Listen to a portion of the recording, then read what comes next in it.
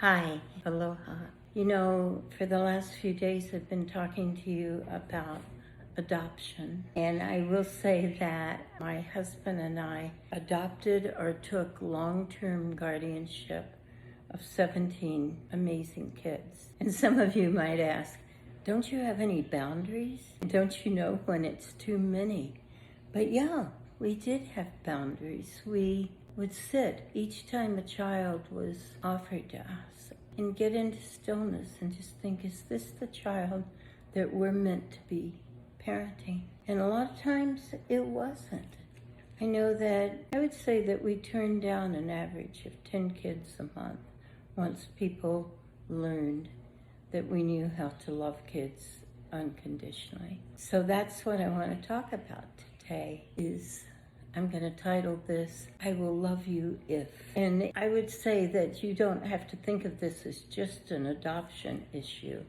If you are taking care of your sibling's child, or if you're a blended family and you children have come together, or if you are a new step-parent, always these issues come up. So in adoption circles, they call this the honeymoon phase.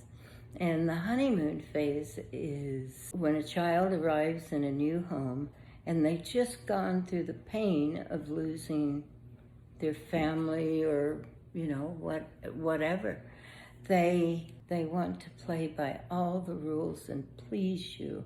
And so they try so hard. And in many cases, that honeymoon phase can last for weeks or even months. But with us, it was so obvious that we were going to love them that usually the honeymoon phase was over within a day. And children cannot stand to have their heart broken over and over again.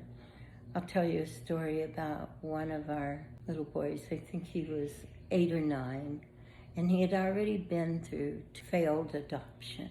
And in the previous adoption, he was parented by a single father, and they were doing great, except that on the very first day, the single father said, tell you what, I will keep you forever, and we're going to do all these wonderful things together, and we're going to grow old together as long as you clean your room. And so this little boy took that very seriously, because you don't need to know that you're safe if you're always good.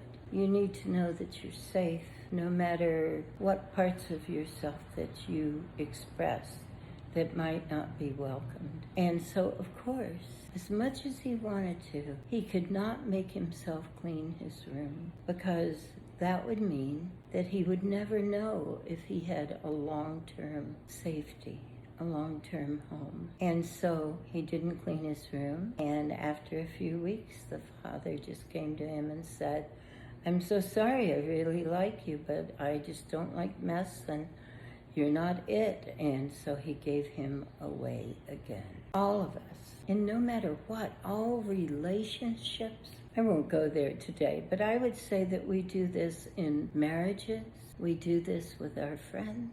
We say, is there one thing that you could do? And I would just decide you're not worth it. I can't do it.